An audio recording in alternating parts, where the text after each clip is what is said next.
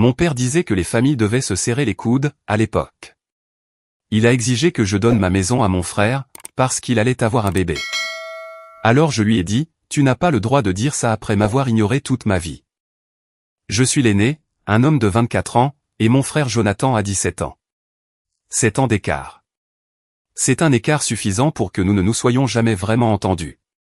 Honnêtement, je pense que les choses ont commencé à se dégrader dès l'instant où il est né. Même enfant, je pouvais voir que le monde de mes parents tournait autour de lui. C'était comme s'il était leur enfant prodige, et moi, j'étais juste là. Avant, je pensais que je m'imaginais peut-être des choses, que j'étais peut-être un peu trop dramatique. Mais plus je regarde en arrière, plus je réalise à quel point tout cela était malsain. Par exemple, commençons par Noël dernier. Jonathan a eu une PS5 toute neuve, l'installation complète, tout ce qu'il pouvait désirer. Moi, j'ai eu des chaussettes. Sans blague, de simples chaussettes blanches de chez Walmart. Je m'en fiche des chaussettes en elles-mêmes. Je pourrais vivre avec ça. Mais ce qui me dérange, c'est que c'était le seul cadeau sous le sapin pour moi. Tout le monde était rassemblé, tout sourire et rire, alors que Jonathan déchirait ses cadeaux comme un animal enragé. Toute la maison bourdonnait d'excitation, tout ça pour lui. Et puis il y avait moi, tenant un petit paquet de chaussettes, avec ce faux sourire plaqué sur le visage, pendant que tout le monde m'ignorait complètement. Le plus fou, c'est que ce n'était pas un événement isolé. Cela a été comme ça toute ma vie. Mes anniversaires, oubliez-les. La dernière fois que ma famille a même reconnu mon anniversaire, c'est quand j'avais environ 10 ans. Depuis lors, ils ont soit oublié, soit ils ne s'en sont pas donné la peine. Pour mon dernier anniversaire, j'ai fêté ça avec des amis de l'université, parce que mes parents ne m'ont même pas souhaité un joyeux anniversaire. Pas d'appel, pas de texto, rien. Mais les anniversaires de Jonathan, oh là là, ils sortent le grand jeu. L'année dernière, pour ses 16 ans, mes parents ont organisé une fête massive. Ils ont invité toute la famille, tous ses amis, ils ont même loué un foutu château gonflable et engagé un animateur, une sorte de magicien ou autre. La maison était couverte de décorations. Ils avaient un service de traiteur pour tout. Je veux dire, c'était ridicule. C'était comme le Super Bowl des anniversaires. Je n'ai même pas reçu d'invitation. Oui, vous avez bien lu. Je n'étais même pas invité à la fête d'anniversaire de mon propre frère. Je n'en ai entendu parler que la veille. Et quand j'en ai parlé à mes parents, ils ont balayé ça d'un revers de main, en disant qu'ils ne pensaient pas que je voudrais venir puisque j'étais occupé par mes études. Honnêtement, je suis juste sorti avec mes amis ce jour-là, essayant d'oublier tout ça. Mais même pendant que nous traînions, je ne pouvais pas me défaire de ce sentiment d'être exclu, comme si je n'avais pas ma place dans ma propre famille. Mais le vrai coup de grâce est arrivé lorsque mon anniversaire est arrivé cette année. Je ne m'attendais à rien. J'ai appris à ne pas le faire. Mais je me suis dit que peut-être, juste peut-être, il le reconnaîtrait au moins. Non, rien. J'ai de nouveau passé la journée avec mes amis de l'université. Ils m'ont organisé une petite fête dans les dortoirs, et c'était amusant. Mais ce n'est pas la même chose. Vous savez, votre anniversaire est censé être quelque chose que votre famille célèbre avec vous, même si c'est petit. Les anniversaires de Jonathan me rappelaient toujours ce que je ratais. Comme la fois où il a eu 10 ans et où mes parents ont transformé la maison en une aventure de pirate ridicule, avec chasse au trésor, costume, la totale. Pendant ce temps, quand j'ai eu 10 ans, nous avons mangé de la pizza. C'est tout. Et je pensais avoir de la chance d'avoir ça. Ce qui fait vraiment mal, c'est que ce n'est pas seulement une question de cadeau ou de fête. C'est le rappel constant que je ne suis pas le favori, que je ne le serai jamais. J'ai fait tellement d'efforts pour être un bon fils, pour avoir de bonnes notes, éviter les ennuis, faire tout ce qu'il demandait. Mais rien de tout cela n'avait d'importance. Jonathan a toujours eu ce charme.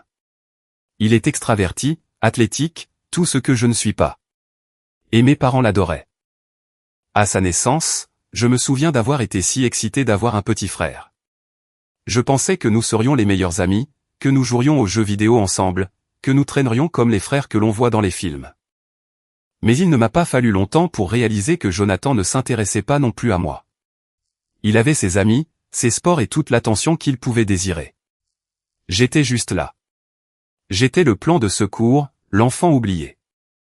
Maintenant, je dois l'admettre, en vieillissant tous les deux, j'ai commencé à lui en vouloir. Je ne pense pas que c'était sa faute au début, mais il a commencé à réaliser à quel point il avait du pouvoir. Il ne pouvait rien faire de mal aux yeux de mes parents. Si nous nous disputions, devinez qui était blâmé? Moi? Toujours moi. S'il faisait une erreur, mes parents en riaient simplement, ou me reprochaient même de ne pas l'avoir assez aidé. Peu importe ce qu'il faisait. J'étais toujours le méchant. Une fois, je me souviens que Jonathan a menti en disant qu'il avait cassé la télé. Il avait invité cet ami et il chahutait ou autre, et ils ont fait tomber la télé de son meuble. La chose était pratiquement en miettes. Mes parents sont rentrés à la maison et Jonathan m'a pointé directement du doigt, affirmant que c'était moi qui l'avais renversé. Je n'étais même pas à la maison, mais devinez quoi? Ils l'ont cru. Ils m'ont puni pendant 1 mois, m'ont confisqué mon téléphone et ont agi comme si j'étais une sorte de criminel. À ce moment-là, j'ai juste abandonné. J'ai commencé à m'isoler davantage. Je passais la plupart de mon temps dans ma chambre ou chez mes amis. N'importe quoi pour m'éloigner de la maison. Mais chaque fois que je franchissais le pas de la porte, c'était comme entrer dans ce rappel constant que je ne comptais pas. Ma chambre était petite et exiguë, tandis que celle de Jonathan était décorée avec tous les derniers gadgets, et des posters de ses équipes de sport préférées. C'était comme s'il avait son propre petit royaume, et que j'étais juste un moins que rien vivant dans l'ombre. Je n'oublierai jamais mon 18e anniversaire. Je pensais que peut-être, juste peut-être, il ferait quelque chose de spécial pour moi, puisque je devenais un adulte. Mais non. Je suis descendu ce matin-là, et c'était comme n'importe quel autre jour. Ma mère était occupée dans la cuisine. Mon père lisait le journal, et Jonathan jouait sur sa nouvelle Xbox. Personne n'a dit un mot. Pas de carte, pas de cadeau, pas même un joyeux anniversaire. C'était comme si je n'existais même pas. C'est à ce moment-là que j'ai réalisé que les choses ne changeraient jamais. Jonathan avait gagné. Il m'avait tout pris, mes parents, leur attention, leur amour. Et le pire, c'est qu'il ne savait probablement même pas ce qu'il faisait. Ou peut-être qu'il le savait et qu'il s'en moquait. De toute façon, j'ai commencé à le détester pour ça. Pas seulement la rivalité fraternelle habituelle. Je veux dire, la haine, celle où tu restes éveillé la nuit en pensant à quel point ta vie serait meilleure s'il n'était pas là. Je sais que cela semble extrême, mais j'en suis là. Chaque fois que je vois le visage de Jonathan, j'ai juste cette colère brûlante en moi. Je ne supporte plus d'être près de lui, et je ne supporte plus d'être dans cette famille. J'ai essayé de parler à mes parents de ce que je ressens, mais ils balaient toujours ça en disant que je suis dramatique, ou que je devrais être plus gentil avec Jonathan. Mais pourquoi devrais-je l'être? Pourquoi devrais-je être gentil avec quelqu'un qui m'a tout volé? J'ai l'impression d'être piégé dans ce cycle sans fin de ressentiment et d'amertume. Et le pire, c'est que je ne sais pas comment m'en sortir. Je veux juste avoir l'impression de compter, d'avoir une valeur. Mais dans cette famille, je serai toujours le second choix. Je ne sais pas quoi faire maintenant. Peut-être que je dois couper les ponts avec eux. Peut-être que je dois affronter Jonathan, et lui faire savoir à quel point il m'a blessé. Ou peut-être que je dois juste continuer à faire ce que j'ai fait, garder mes distances, et essayer de vivre ma vie sans eux. Je ne sais pas. Tout ce que je sais, c'est que je ne peux plus vivre comme ça. Plus maintenant. Cela fait quelques années depuis mon dernier message, et pour être honnête, je ne pensais pas revenir ici un jour. Je pensais avoir laissé tous ces drames familiaux derrière moi pour de bon. Mais la vie a le don de vous lancer des balles courbes, et le cauchemar auquel je pensais avoir échappé est maintenant pire que tout ce que j'aurais pu imaginer. Accrochez-vous, car c'est une histoire longue et compliquée. Après mon dernier message, j'ai fait ce que je devais faire. J'ai pris mes distances avec mes parents. Je veux dire, comment aurais-je pu faire autrement? La négligence constante, le favoritisme flagrant envers mon jeune frère, Jonathan, me rongeait de l'intérieur. Alors, j'ai pris la décision de limiter les contacts. J'ai quitté la maison de mes parents dès que j'ai pu, et j'ai commencé à vivre avec quelques amis de l'université. Et honnêtement, j'ai eu l'impression qu'un poids avait été enlevé de mes épaules. Mais évidemment, je devais quand même gagner ma vie. J'avais toujours été doué en graphisme, alors j'ai commencé à faire des missions en freelance sur Fiverr. Au début, c'était juste pour payer les factures, mais à mesure que je commençais à avoir plus de clients et à me bâtir une réputation, c'est devenu quelque chose de plus grand. J'ai travaillé d'arrache-pied, tard le soir, le week-end, tout ce que vous voulez. Je n'allais pas laisser la façon dont ma famille me traitait définir ma réussite. Puis quelque chose d'incroyable s'est produit. Je l'ai rencontrée, Megan. Elle était tout ce que j'aurais pu demander chez un partenaire, intelligente, motivée, compatissante.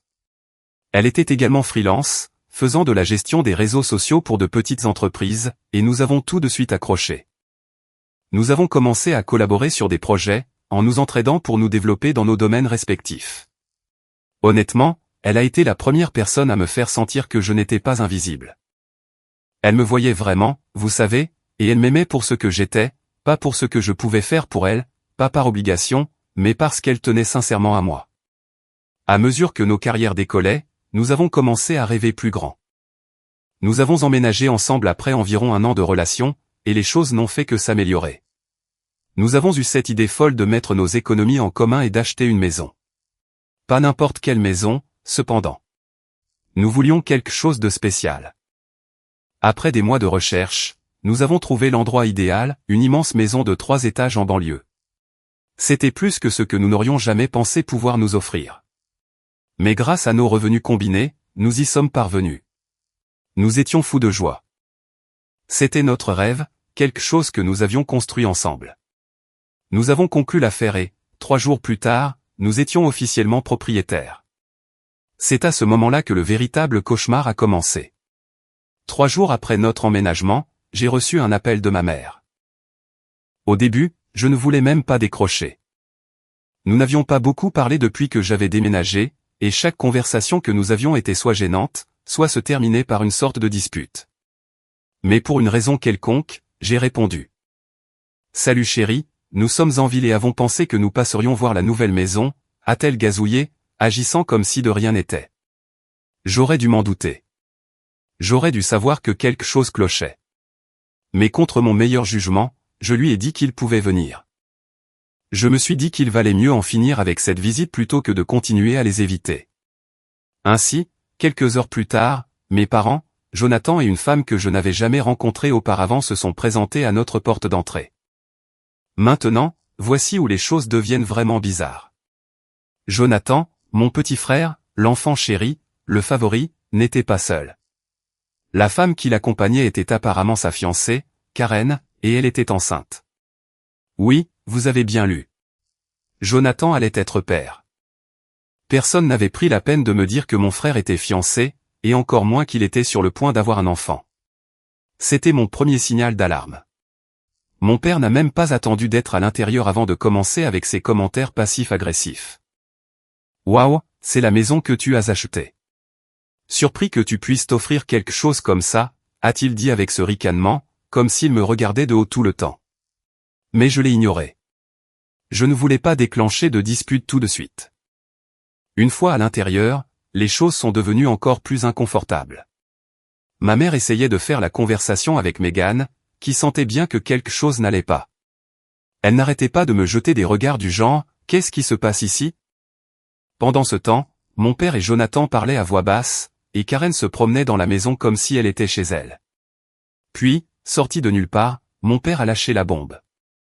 Nous avons réfléchi, a-t-il commencé, sont-on toujours aussi condescendants, puisque Jonathan et Karen fondent une famille et qu'ils auront besoin d'espace pour le bébé.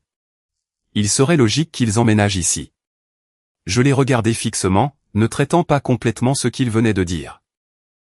Quoi? Cette maison est bien trop grande pour juste toi et Megan.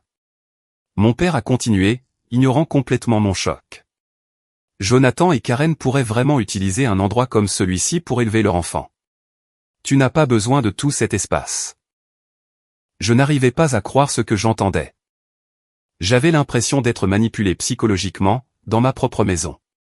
Tu plaisantes, n'est-ce pas? Mon père m'a regardé droit dans les yeux, et les mots suivants qui sont sortis de sa bouche m'ont fait bouillir le sang. Non, nous ne plaisantons pas. Il est temps pour toi de te retirer et de laisser ton frère avoir ce dont il a besoin. Après tout, la famille passe avant tout, et ils fondent la sienne. Toi et Megan pouvez trouver un endroit plus petit. Cette maison leur conviendra mieux. J'ai pété les plombs. Toutes ces années de ressentiment, de négligence, de favoritisme, tout a reflué d'un coup. Tu es sérieux là? C'est notre maison. Megan et moi avons acheté cet endroit. C'est à nos noms. Tu ne peux pas simplement entrer ici et décider que Jonathan a le droit de l'avoir parce qu'il a mis quelqu'un enceinte. Jonathan a essayé d'intervenir, l'air tout suffisant. Allez, mec. Ce n'est pas comme si tu avais besoin de tout cet espace. Tu n'as même pas d'enfant. Nous oui. Ce n'est pas la question, ai-je lâché. La question, c'est que tu n'as pas le droit de prendre ce qui m'appartient simplement parce que tu penses y avoir droit. J'ai passé toute ma vie à être mis de côté pour toi, et j'en ai fini avec ça. C'est alors que mon père est devenu vraiment agressif. Il s'est levé, bombant le torse comme s'il essayait de m'intimider. Surveille tonton, garçon. Tu devrais être reconnaissant que nous te le demandions même, au lieu de te dire simplement de remettre les clés. Cette maison appartiendra à Jonathan, que cela te plaise ou non. J'ai vu rouge. Je ne sais pas ce qui m'a pris, mais j'ai craqué. Je me suis jeté sur lui, le repoussant contre le mur. Foutez le camp de ma maison, ai-je hurlé. Megan nous criait dessus à tous les deux pour que nous nous calmions, mais je ne pouvais pas m'arrêter. Des années de colère refoulée débordaient. Mon père m'a repoussé, avant que je m'en rende compte, nous étions en train de nous battre à coups de poing, et de nous crier dessus. Ma mère et Jonathan hurlaient, et Karen se tenait dans un coin, composant frénétiquement un numéro sur son téléphone. Ce n'est que lorsque la police est arrivée que nous nous sommes finalement arrêtés. Je suppose que Karen les avait appelés quand les choses ont dégénéré. Ils nous ont séparés, nous ont menottés mon père et moi, et nous ont emmenés au poste. Assis dans la cellule de détention, je n'arrivais pas à croire que c'était ma vie. Mon propre père avait essayé de voler ma maison pour mon frère, et maintenant j'étais assis en prison à cause de ça. Megan a payé ma caution quelques heures plus tard, mais le mal était fait. Ma famille était officiellement brisée au-delà de toute réparation. Mais cela ne s'est pas arrêté là. Oh non, c'est devenu pire. Mon père, dans son infinie sagesse, a décidé de me poursuivre en justice pour la maison. Il a en fait essayé de me traîner en justice, affirmant que Jonathan et Karen avaient plus besoin de la maison que moi, et que je devrais être forcé de la leur céder. L'audace pure de la chose m'a laissé sans voix. Alors, nous sommes allés au tribunal. J'ai engagé un avocat, rassemblé tous les documents nécessaires prouvant que la maison était à mon nom, et me suis préparé pour le combat de ma vie. Mais voilà le truc. J'avais autre chose dans ma manche. Des années de violence émotionnelle et psychologique avaient laissé des traces. Et je n'allais pas laisser passer ça inaperçu. J'ai rassemblé des preuves, des courriels, des messages textes, même des témoins, des amis qui avaient vu de leurs propres yeux comment mes parents m'avaient traité au fil des ans. J'ai tout apporté au tribunal. Mon avocat a fait valoir non seulement que la maison était à moi, mais que j'avais été victime de négligence et de violence émotionnelle pendant la majeure partie de ma vie. J'en avais fini de jouer le fils silencieux et obéissant. Il était temps de riposter. Le procès s'est éternisé pendant des mois. Mon père a essayé tous les trucs possibles pour me faire passer pour le méchant. Il s'est dépeint comme le père aimant qui essayait juste de faire ce qu'il y avait de mieux pour sa famille. Jonathan et Karen ont joué les victimes, affirmant qu'ils avaient besoin de la maison pour leur bébé et que j'étais égoïste de ne pas l'abandonner. Mais rien n'y a fait. Lorsque le verdict final est tombé, c'était comme un poids enlevé de ma poitrine. Non seulement le juge a statué en ma faveur, mais il a également ordonné à mon père de me verser 120 000 € de dommages-intérêts pour violence émotionnelle et psychologique. Je n'arrivais pas à y croire. Pour la première fois de ma vie, quelqu'un avait enfin pris ma défense, et cela ressemblait à une justice. Après la décision du tribunal, j'ai coupé tout contact avec mes parents et Jonathan. Je ne pouvais plus le supporter. La manipulation, les mensonges, le favoritisme constant. Megan et moi avions enfin la maison pour nous seuls, et nous avons commencé à reconstruire nos vies. Mais les cicatrices de tout ce qui s'est passé ne guériront jamais complètement. Même maintenant que j'écris ceci, je n'arrive toujours pas à croire jusqu'où mes parents voulaient aller pour me tromper. Mais je suppose que c'est comme ça que ça a toujours été. Jonathan était l'enfant prodige et je n'étais qu'une réflexion après coup. Mais plus maintenant. Cela fait environ 3 ans depuis ma dernière mise à jour, et j'aimerais pouvoir dire que la vie a été un long fleuve tranquille. Après la folie de mon père essayant de voler ma maison, je pensais que les choses s'étaient enfin calmées. Je pensais avoir laissé tous ces drames familiaux derrière moi pour de bon. Mais s'il y a une chose que j'ai apprise, c'est que ma famille n'arrêtera jamais d'essayer de me ramener dans son gâchis toxique, peu importe les efforts que je fais pour m'éloigner. Laissez-moi vous donner un peu de contexte avant de plonger dans le cauchemar qui s'est produit récemment. Il y a 3 ans, Megan et moi nous sommes enfin mariés. Ce fut l'un des jours les plus heureux de ma vie, et je peux honnêtement dire que c'est la meilleure décision que j'ai jamais prise. Megan est restée à mes côtés malgré toute la folie de ma famille, et après le procès contre mon père, je savais qu'elle était la seule personne sur laquelle je pouvais vraiment compter. Nous avons eu un petit mariage intime, juste des amis proches et quelques membres de la famille de Megan. Je n'ai pas invité mes parents, mon frère ou qui que ce soit d'autre de ma famille.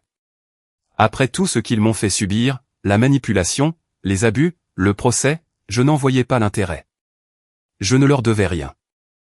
Et je n'allais pas les laisser gâcher le jour de mon mariage avec leurs absurdités toxiques.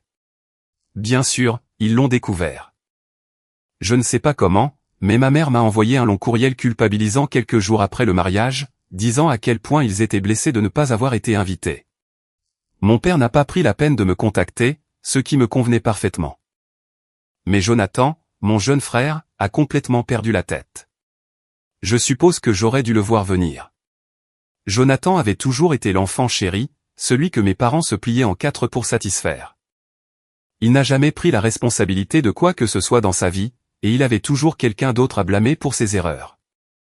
Après que le tribunal ait statué en ma faveur et ait ordonné à mon père de me verser 120 000 €, la situation financière de mes parents a pris un coup. Ils n'étaient pas en faillite ou quoi que ce soit, mais ils ne vivaient pas aussi confortablement qu'avant. Jonathan, étant le sale gosse gâté qu'il est, ne pouvait pas le supporter. Il n'a pas eu la maison à laquelle il croyait avoir droit. Son père a dû débourser une énorme somme d'argent, et je suppose que ce fut le début de la fin pour lui. Sa fiancée Karen l'a quitté quelques mois après le procès. D'après ce que j'ai entendu par le bouche à oreille, elle a pris le bébé et est retournée vivre chez ses parents. Je n'ai jamais eu toute l'histoire, mais je ne doute pas que ce soit parce que Jonathan ne pouvait pas supporter la pression. C'est là que j'interviens. Dans son esprit, tout cela était de ma faute. Mon père perdant le procès, leurs problèmes financiers, Karen le quittant, tout était de ma faute. Et c'est à ce moment-là que les choses ont pris une tournure très sombre. C'était environ 1 mois après mon mariage. Megan et moi nous installions encore dans notre nouvelle vie ensemble, profitant de la paix qui accompagnait le fait d'être enfin libéré de l'emprise toxique de ma famille. Un après-midi, j'ai décidé d'aller me promener dans le quartier. J'aime bien me vider la tête parfois, en me promenant dans les rues calmes et en profitant de l'air frais. C'était une journée normale, ou du moins ça aurait dû l'être. J'étais à la moitié d'un pâté de maison quand je l'ai vu, Jonathan. Il se tenait au coin de la rue, me fixant avec un regard de pure rage dans les yeux.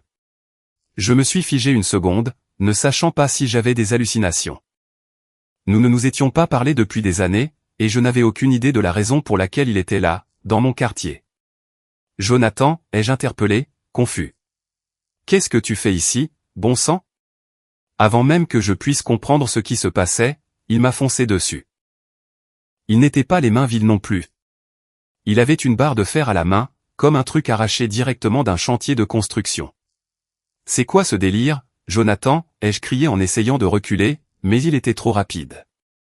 Il a balancé la barre de toutes ses forces et, avant que je puisse réagir, elle m'a frappé le flanc. La douleur fut immédiate, fulgurante, comme un feu se propageant à travers mes côtes. Je me suis plié en deux, cherchant ma respiration, mais Jonathan n'en avait pas fini. Il a abattu la barre une nouvelle fois, visant cette fois mes jambes. J'ai entendu un craquement écœurant lorsqu'elle a heurté mon tibia gauche. Et je suis tombé lourdement, m'effondrant sur le trottoir. « Tu as ruiné ma vie » hurlait Jonathan, la voix brisée par la colère. « Tout est de ta faute. Papa a fait faillite à cause de toi. Karen m'a quitté à cause de toi. Tout est ruiné à cause de toi. » J'ai essayé de me lever pour me défendre, mais mon corps refusait de coopérer. La douleur était écrasante, comme si chaque nerf de mon corps était en feu.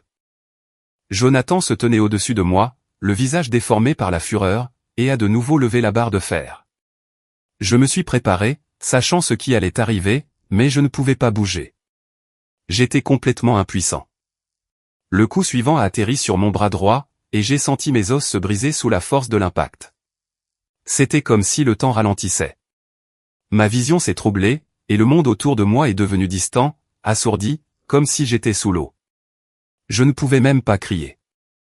Tout ce que je pouvais faire, c'était rester étendu là, attendant le prochain coup, me demandant si c'était ainsi que cela allait se terminer. Je ne sais pas combien de temps l'attaque a duré, mais à un moment donné, j'ai entendu des voix, lointaines au début, puis de plus en plus fortes. Des gens criaient, des bruits de pas couraient vers moi. J'ai vu quelqu'un attraper Jonathan, l'éloignant de moi, mais j'étais trop loin pour comprendre ce qui se passait. Je me suis évanoui. Quand je me suis réveillé, j'étais à l'hôpital. Megan était assise à mon chevet, le visage pâle, les yeux rouges et gonflés d'avoir pleuré. J'ai essayé de parler, mais ma gorge était sèche et chaque partie de mon corps hurlait de douleur. « Ça va aller », murmura Megan en me serrant la main. « Tu vas t'en sortir. » Mais je n'allais pas bien. J'avais de multiples fractures, mes côtes, ma jambe gauche, mon bras droit. Le médecin m'a dit que j'avais de la chance d'être en vie. Si les passants n'étaient pas intervenus à ce moment-là, Jonathan m'aurait peut-être tué. Ils ont dû appeler la police pour l'arrêter. Jonathan avait été arrêté sur le champ, emmené menottes au poignet, pendant que je gisais en sang sur le trottoir. Les jours qui ont suivi ont été un véritable brouillard. Je perdais et reprenais connaissance, les analgésiques me maintenant sous sédatif pendant que mon corps commençait lentement à guérir. Megan est restée avec moi tout le temps, refusant de quitter mon chevet. Elle s'est occupée de tout, les rapports de police, l'assurance, et même l'embauche d'un avocat pour s'occuper du procès à venir, car oui, il y allait avoir un procès.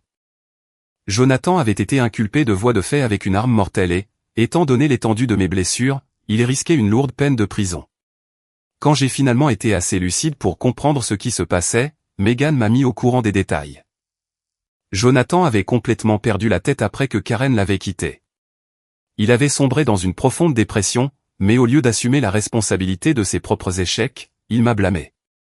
Selon le rapport de police, Jonathan leur a dit qu'il avait attendu devant ma maison pendant des heures pour planifier l'attaque. Il était venu préparer avec la barre de fer qu'il avait prise sur un chantier près de son appartement. Mais le pire, c'est qu'il ne le regrettait pas une seule seconde. Lorsque la police l'a interrogé, il leur a dit qu'il méritait de me faire du mal, que j'avais ruiné sa vie, et qu'il obtenait simplement justice pour ce que j'avais fait. Il croyait vraiment que j'étais responsable de tous ses problèmes. Le départ de sa fiancée, les problèmes financiers de notre père, tout. J'ai passé des semaines à l'hôpital à me remettre des fractures. Chaque jour était une nouvelle forme d'enfer, kinésithérapie, tests interminables et la menace du procès qui planait au-dessus de ma tête. Je n'ai pas pu marcher pendant près d'un mois, et même après ma sortie, j'ai dû utiliser des béquilles et porter un plâtre au bras pendant des semaines. Les médecins m'ont dit qu'il faudrait peut-être des mois avant que je sois complètement guéri, et même alors, je pourrais ne jamais retrouver la pleine mobilité de ma jambe gauche. Le procès a commencé quelques mois plus tard. Jonathan a plaidé non coupable, bien sûr. Il avait cette idée tordue qu'il était justifié dans ce qu'il avait fait, que c'était moi qui l'avais poussé à bout. Son avocat a essayé de faire valoir qu'il avait agi sous le coup de la détresse émotionnelle, qu'il n'était pas dans un état d'esprit normal à cause de tout ce qui s'était passé avec notre famille. Mais les preuves étaient accablantes. Il y avait de multiples témoins oculaires, des gens qui avaient vu Jonathan m'attaquer, qui étaient intervenus et avaient appelé la police. L'accusation avait des rapports médicaux détaillant mes blessures, et le rapport de police montrait clairement que Jonathan avait planifié l'attaque. Il était venu chez moi avec l'intention de me faire du mal, et il n'y avait aucun doute là-dessus. Être assis dans cette salle d'audience, et voir mon frère essayer de justifier ce qu'il m'avait fait, a été l'une des choses les plus dures que j'ai jamais eu à endurer. Il ne m'a pas regardé une seule fois pendant le procès. Pas une seule fois. C'était comme si je n'existais plus pour lui. Mais le pire, c'est que mes parents se sont pointés pour le soutenir. Pas moi. Lui. Ils se sont assis de son côté dans la salle d'audience, l'écoutant débiter des mensonges sur la façon dont j'avais détruit sa vie. Et ils hochaient la tête comme s'ils étaient d'accord avec chaque mot. Ce fut comme un coup de poignard dans les tripes. Après tout ce qu'il m'avait fait, il l'avait quand même choisi, lui. Il croyait toujours qu'il était la victime dans tout ça. Le procès a duré quelques semaines, mais le verdict était clair dès le début. Jonathan a été reconnu coupable de voies de fait graves et condamné à 5 ans de prison. Il pourra bénéficier d'une libération conditionnelle après 3 ans, mais honnêtement, je m'en fiche maintenant. J'ai fait la paix avec le fait que je n'ai plus de famille. Pas une vraie, en tout cas. Megan a été mon roc à travers tout ça. Elle est la seule personne qui est restée à mes côtés, qui n'a jamais flanché, même quand les choses sont devenues difficiles. Nous nous sommes concentrés sur l'avenir, sur la guérison physique et émotionnelle. J'ai suivi une thérapie, essayant de surmonter le traumatisme de ce qui s'est passé. Mais c'est un processus lent. Il y a des jours meilleurs que d'autres. Certains jours, j'ai l'impression de faire enfin des progrès. D'autres jours, je ne peux même pas me regarder dans le miroir sans avoir l'impression d'être une version brisée et vide de la personne que j'étais. Mais une chose est sûre, je ne laisserai plus jamais ma famille me faire du mal. J'en ai complètement fini avec eux. Si vous êtes arrivé jusqu'ici, merci de m'avoir lu. Je ne sais pas ce que l'avenir me réserve, mais pour l'instant, j'essaie juste de prendre les choses un jour à la fois. La vie n'est pas parfaite et ne le sera jamais. Mais au moins maintenant, je sais à qui je peux faire confiance, et cela vaut plus que n'importe quelle famille. Juste au moment où je pensais en avoir fini avec mes parents, ils ont fait le coup le plus insensé de tous. Cela faisait environ 6 mois que Jonathan avait été condamné. Megan et moi commencions enfin à retrouver un semblant de normalité. Les cauchemars avaient diminué. Je faisais des progrès en thérapie, et nous parlions même de fonder notre propre famille. La vie s'améliorait lentement. Jusqu'à la semaine dernière. Megan devait me retrouver pour déjeuner dans un café près de son bureau. C'était quelque chose que nous faisions souvent, juste un moyen de couper la journée de travail et de passer du temps ensemble. Mais ce jour-là, elle n'est pas venue. Au début, j'ai pensé qu'elle était peut-être juste en retard. Alors, j'ai attendu, et attendu. Je lui ai envoyé des textos, je l'ai appelé, rien. Mon cœur a commencé à battre la chamade.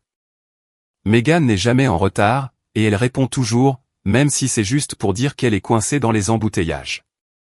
J'ai senti une peur glaciale m'envahir, comme si quelque chose n'allait pas du tout.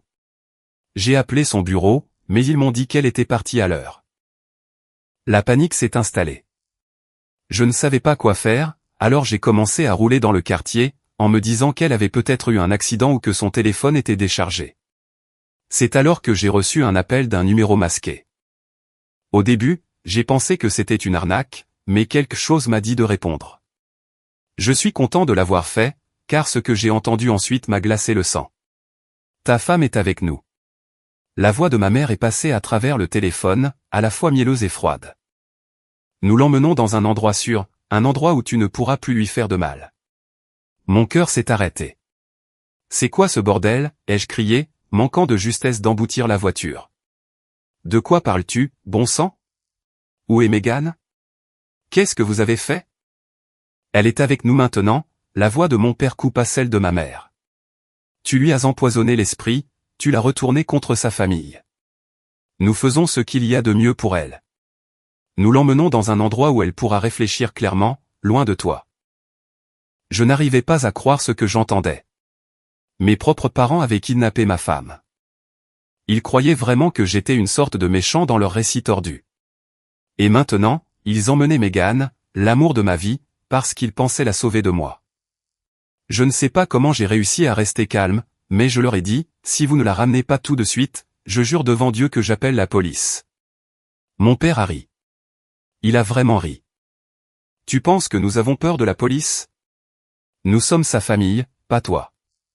Elle est mieux sans toi. Je n'avais jamais ressenti une telle rage aveugle de toute ma vie. J'ai raccroché et j'ai immédiatement appelé les flics. Pendant que j'attendais qu'ils tracent l'appel, je perdais la tête. Tout ce à quoi je pouvais penser, c'était à ce qu'il lui faisait, et à l'endroit où il pouvait l'emmener. Des heures ont passé, et cela m'a semblé être une éternité. Finalement, j'ai reçu un appel de la police. Ils avaient retrouvé Megan. Mes parents l'avaient emmenée dans un motel miteux à la périphérie de la ville. Ils l'ont gardée enfermée dans une chambre, essayant de la déprogrammer, en disant qu'elle devait me quitter et revenir dans la famille. Megan, en femme courageuse qu'elle est, avait déjà réussi à s'échapper de la pièce et à courir vers le hall du motel où elle a supplié l'employé d'appeler la police. Au moment où les flics sont arrivés, elle était en sécurité et mes parents ont été arrêtés sur le champ.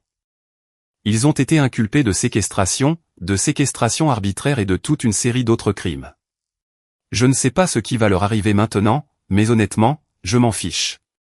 En ce qui me concerne, ils sont morts pour moi. Quelles que soient les illusions qu'ils se sont créées dans leur esprit, quelle que soit l'histoire qu'ils se sont racontée pour justifier leurs actes, cela n'a plus d'importance. Ils ont essayé d'enlever la seule personne qui compte le plus au monde pour moi, et je ne leur pardonnerai jamais. Meghan est en sécurité maintenant, et c'est tout ce qui compte. Mais je n'oublierai jamais le son de la voix de ma mère lorsqu'elle a dit qu'il faisait cela pour son propre bien. C'était comme s'ils vivaient dans une réalité alternative où ils étaient les héros et moi le méchant.